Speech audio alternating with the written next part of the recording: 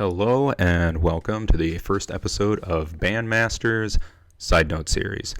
My name is Don Stinson. I'm the host of the Bandmasters Podcast. The Bandmasters Podcast was originally intended to be long-form interviews to highlight and share the careers, philosophies, and stories of some key players in the band area of instrumental music education. The original Bandmasters Podcast will continue on in its current form with a focus on band director interviews. That being said, I'm excited to announce a related series entitled the Bandmasters Sidenote Series. Episodes posted under the Sidenote Series title will focus on broader topics that could be helpful to musicians and music lovers everywhere. At the time of this audio and video recording, it's March 2020, and many music teachers and students are away from classrooms and schools due to the coronavirus pandemic. It's my hope that these episodes will help teachers and students everywhere as we navigate through uncharted territories of e-learning. My first episode of Side Note Series features Dr. Charlie Menghini, who happened to be my college band director.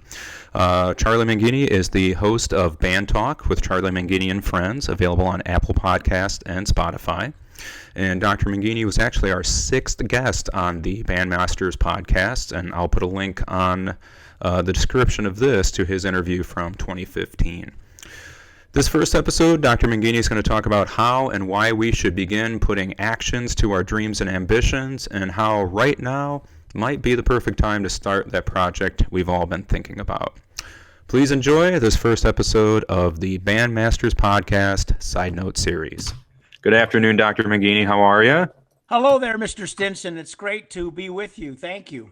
Great to see you. Hope you're doing well, and thanks for meeting with me virtually today. I know you're in a different state than me, but it's nice for us to connect online and hopefully provide some good content to our students at Joliet and anybody else that happens to hear this. Well, I think, Don, you and I and the entire world right now are in the state of confusion. Right? So, but geographically, yes, I'm in a different state. I'm in Wisconsin and you're in Illinois, and it's great to be with you. Great.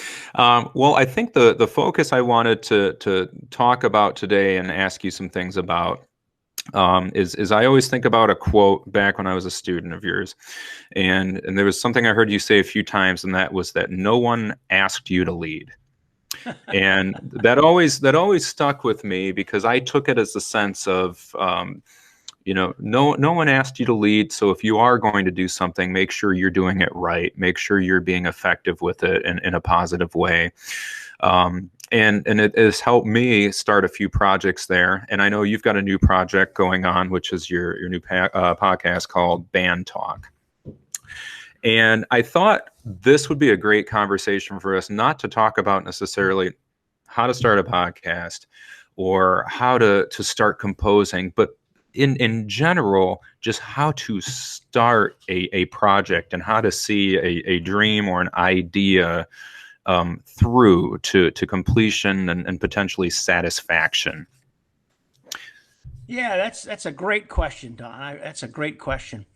I think, it always starts with an idea, starts with a dream, starts with a thought. Really, I would like to do this. And then the problem that most people have is that they look for the perfect immersion point. I'm going to wait until I get this exactly right before I do anything.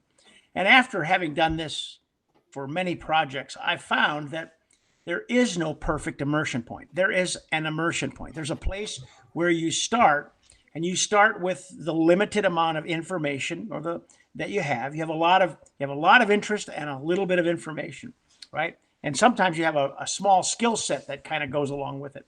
You start there, and you just go slow, and you trust yourself, and you keep going, and it's one thing at a time, and you use your network. You use the people that you know. You ask questions. You try to solicit advice. You take it all back. You dissect it. You go with your gut, and you do the right thing. The whole thing about no one asked you to lead kind of comes from a thing I taught when I talk to teachers a lot. Nobody ever asked me to be a band director. I wanted to be a band director. So consequently, I better do it right. No one's going to come up to you and say, hey, Don, I want you to be my leader. That ain't going to happen. What's going to happen is that you're going to do something, you know. In our case, you know, when you started your podcast, and I thought it's fantastic, and it is a fantastic podcast that you have going. I'm so proud of you for doing Thank that. you. And then this past December, was approached by a good friend of mine, Saul Friedgood, president of Eastman Musical Instrument Company. So he said, you need to start this podcast. And I said, oh, that's, yeah, kind of interesting. And I immediately thought of you because of your podcast. I'm like, geez, I'm not sure I can do this. You know, it sounds like a lot of fun, but I don't know. So I started then. It was probably early January when I started. And it took me 3 months before I had enough information, skills, technical knowledge, whatever, to give it the first go. You know, and the first podcast was really well received. It's kind of rough. Second one was a little better. Third one's better. It's going to get better as we go, you know, because the more we do things, the better we kind of get at it. So whether you're a high school student or a middle school student or a band director and you're deciding, geez, I would really like to do something, the answer is then do it. Right? The old Nike, just do it. Just start somewhere and you'll learn from it. You'll make some mistakes. It's like, I want to learn to play a piece of music. Okay. Geez, I don't know how it goes. Okay. Well, find a measure or two that you can play and play that. And then start connecting the dots to it. Put one measure ahead of it, one measure behind it. Start as many ways as you can, you know. So I think it's a matter of just starting. Just finding a place and jumping in the water. Can we talk about the first episode then? You said it's a little bit rough. Do you think one of the other hang-ups that people often have is that they think that first product or the product will not be good enough? You know, and how do we get, if so, how do we get past that? How do we get past the point of, like, you know, either embarrassment or awkwardness or shame about what we're putting out to the world? I got a good friend, Steve Horniman, who was a high school band director a long time ago at Conant High School in Chicago. And then he retired most recently from Brebeuf Jesuit Academy in Indianapolis. Brilliant guy. And he said to me, he said, Charlie, there's a point in time in every artist. And I have to believe that, you know, to some lesser or greater degree, we are all artists. He said, there has to be a point in time when every artist has to take his brush and set it down and say, that's the best I can do at this time. And I think that's the way it is. I mean, I know you have the highest standards of any young man I've ever met. I mean, you're driven, you want it to be better, you want it to be the best for your kids, you want to do the best job that you can. I mean, that's just who Don Stinson is. You're, in many cases, you aspire, as many of us do, to be perfectionists, right? And so we're afraid that it won't be good enough. And so, but over time, having repeatedly done things, it will never be perfect. I used to have a saying in my band room, you know, excellence is the byproduct of the pursuit of perfection, right? And that's kind of what excellence is. Okay. So we strive for that, and we don't attain it, but it's still good. I mean, even the nights that Michael Jordan didn't score 50 or 60, he was still a hell of a basketball player. Yeah. Right. I mean, he still was the top of his game. So you know, you have to do the best you can. It's funny. I'm thinking back now, my first episode of my podcast that I put out, the first 3 episodes, I went through the entire episode 3 times. I cut out every single I cut out every single breath, every single, you know, tick mark, things like that. And I'll never forget putting that out, very, you know, like, still not pleased with it. And then I got to, I think, episode 4 or 5. I said, I'm not doing that. This I said, I've got let's see how it goes without, you know, doing all of this extra work. Not that I didn't want to do the work on it. But, you know, that's just interesting. So when you put out that first episode, you say it takes 3 months. And if we can apply that to something else, you know, one of the things I always talk to my kids about is that in order for you to actually move a project along, you have to find the next step, which might be the first step of it. Right. So let's say you've got a project that you're looking at to you, and if you want to use the podcast as a sample project, or maybe the method book that you co-wrote, something like that, what would the first step of any major project be? Oh boy, that's a great question, and that's a hard question. The first step of any major project, again, it's going to sound simplistic, but it's to do something, whatever that something is. In my case, I mean, if we want to talk about the podcast, I called a couple people that I was introduced to, and I started asking questions, and they gave me some information, and I kind of researched that information, and at the same time, I'm kind of formulating, what I want to do. But I think you just have to start somewhere. If you've got high school students listening to this, some of your kids from the wonderful band you've developed at Joliet, probably the biggest thing for them is that they all want to do something. They want to play their horn better. Maybe they want to compose a little something. Maybe they want to be able to read rhythms better. They want to be able to increase their range or whatever. Those are all wonderful aspirations. And I think the first thing that every one of us has to do is we need to be very honest with ourselves. And we need to write down a list of the things that we feel we do well. Now, education is not something that ingrains that into us. We don't, because education is full of red pens and errors. You didn't do this, that was a wrong note, that was out of tune. But what we have to do, I think, in order to grow, and I'm kind of picking up on this more as I get older, is that we really have to identify in ourselves those things what are our strengths? What are the things that we maybe have been told other people have seen in us? And it's not to drink our own Kool-Aid. That's exactly not it. But you identify the things you do well, and then you identify the things that you don't do as well. And so I don't like to call those weaknesses. It's not a weakness. It's more unfamiliarity. It's more lack of knowledge. Mm-hmm. And so I have to look at that lack of knowledge things, and I have to say, okay, which one of those can I work on first? And as I work on those slowly evolve from the not being one of my strengths to kind of gravitating into being one of my strengths as my knowledge base increases. So I think it's a matter of identifying the things you do really well, that you do well, and then using those things as your building blocks.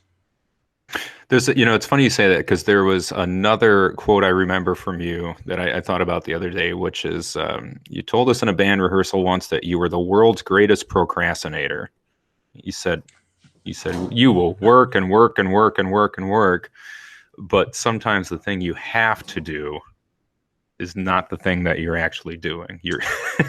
That's right. And that usually comes out of two things: fear of failure or fear of success. And that's actually a perfect segue, because that was going to be my next two questions.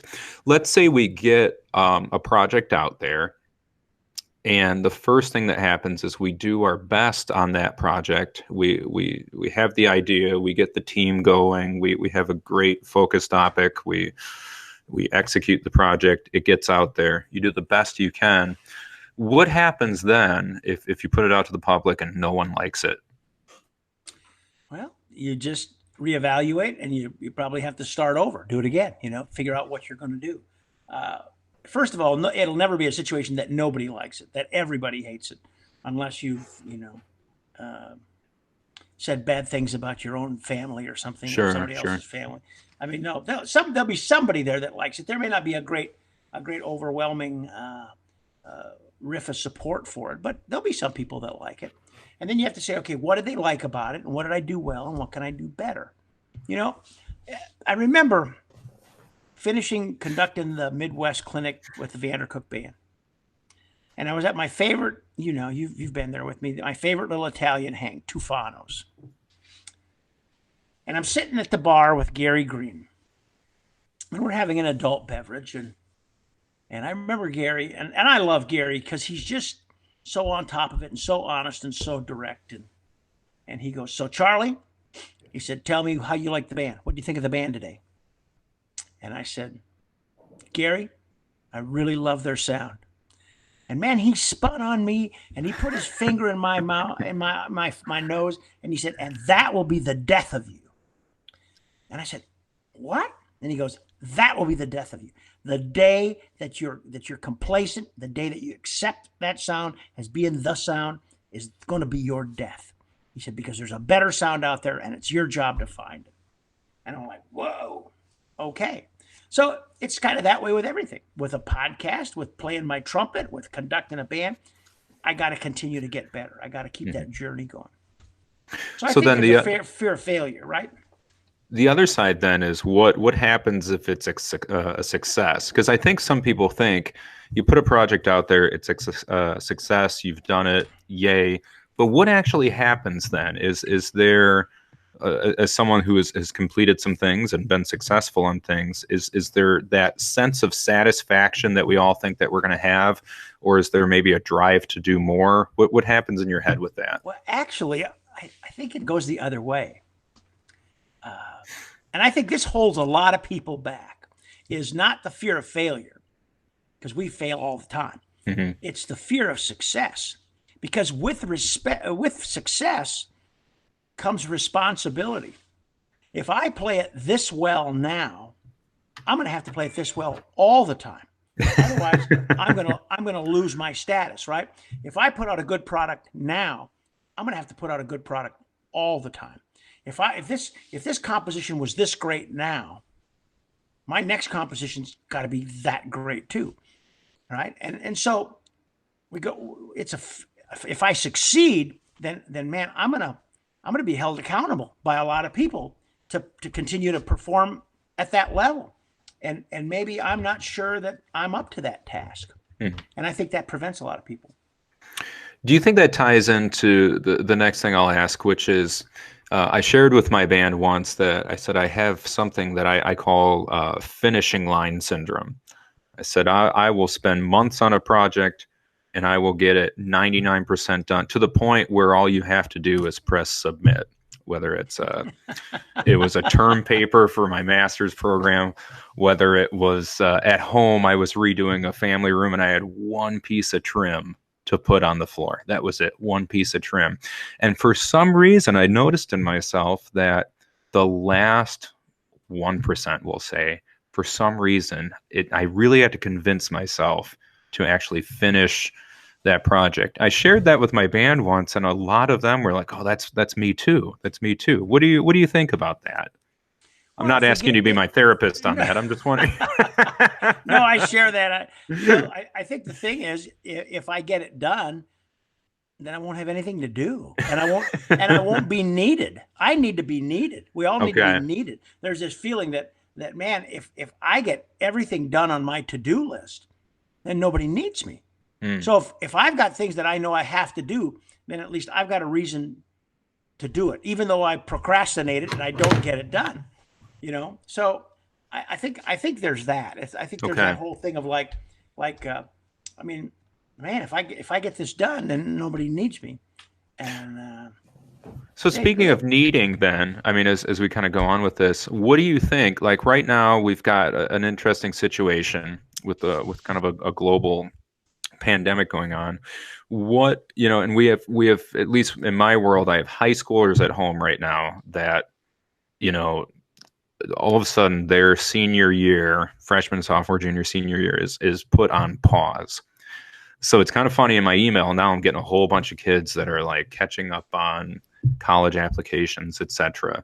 But is there anything you can think of right now in terms of I don't know, maybe skill sets, projects, or ambitions that maybe we need, or kids today maybe could begin looking at? Like what is a good thing to do right now when you've got the time? I think for younger kids, I think this whole having to learn from home, having to do their education from home, makes them wish that they probably took and paid better attention in some of their other classes when they had the opportunity.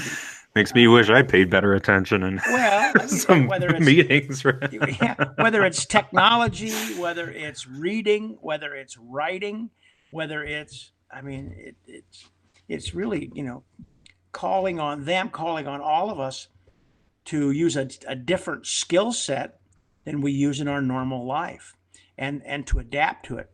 I think the young kids will probably adapt to it better than us old folks will. Hmm. But I don't know. I think they're going to be fine. They're worried, and um, we're all worried, right? But they'll get through it, and they'll be our age, and they'll look back and go, I remember when I was in high school and this sickness came, and you guys don't know how lucky you are. And I mean, they're just starting to get their speech that they're going to give their kids in 25 years. Absolutely. Well, great. Well, thank you very much for sitting and talking with me today on this. It's awesome. And again, I hope we at least give some encouragement to people out there, where if you've got something you're thinking about, to go ahead and take that next step. Just to put you on the spot, I know the podcast is the current thing now. Yep. Is there anything you've also thought about maybe in the future that you'd like to get going on? I'd like to get a book going. Yeah. I do a lot of these presentations for state music educators and school district in services things, and I've got a lot of outlines that I always work from an outline, and I'd like to take those outlines and maybe expand them a little bit. Haven't started it yet, because I've been procrastinating. Because I feel if I start, then I'm going to have to finish, and then I'll be responsible and all that side of things. Yeah. I'll do myself psychoanalyst here, but yeah, I think one thing I would like to close on is in my third podcast, my latest podcast, I opened up with a little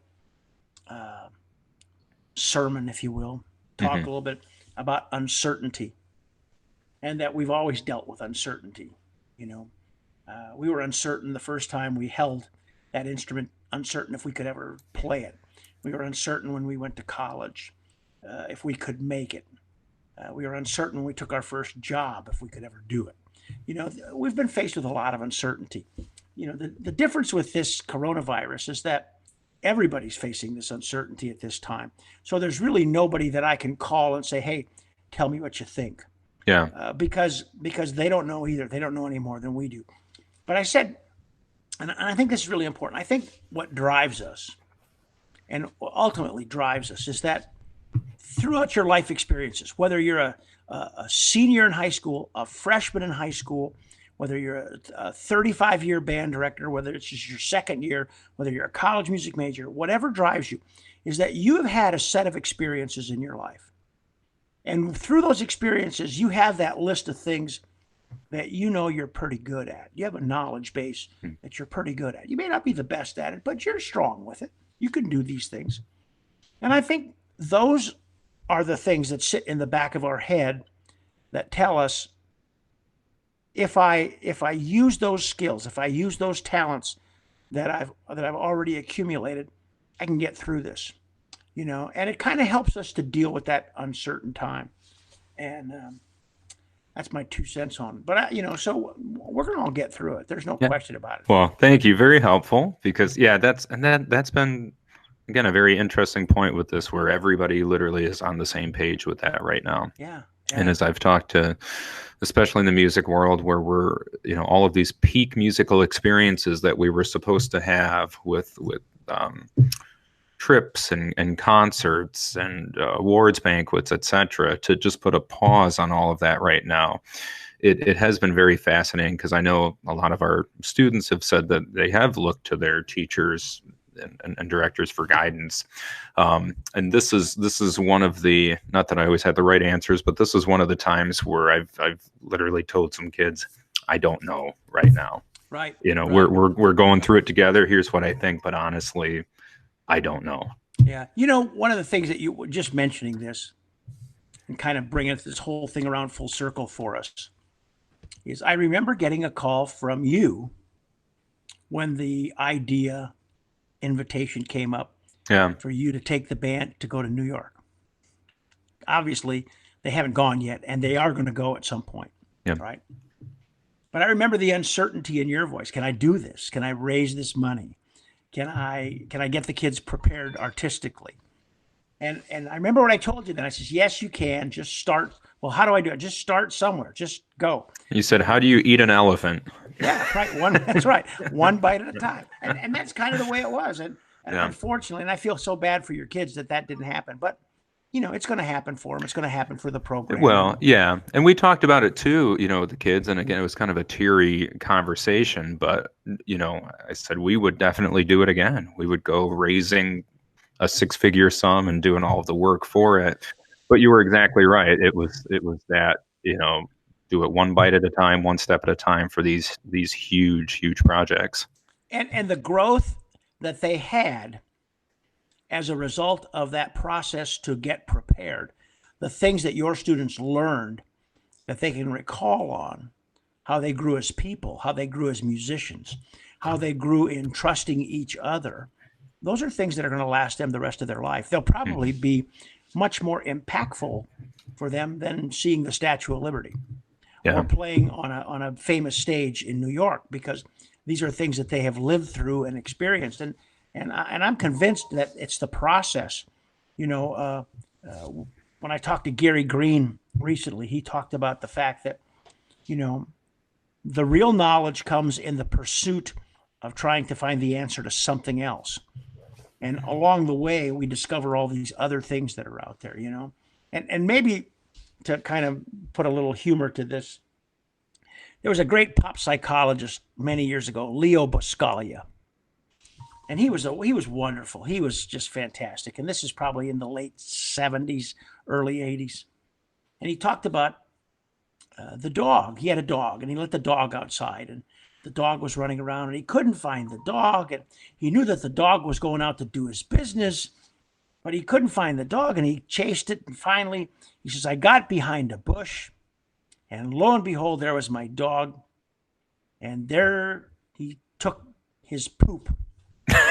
And he said, but right next to the poop was the most beautiful rose I ever saw in my entire life. And he said, so had it not been for the poop, I'd have never saw the rose. And that's kind of the way we are right now. Exactly. Well, thank you very much, sir, for taking some time out to talk with me. God bless you. Be well. Thank you.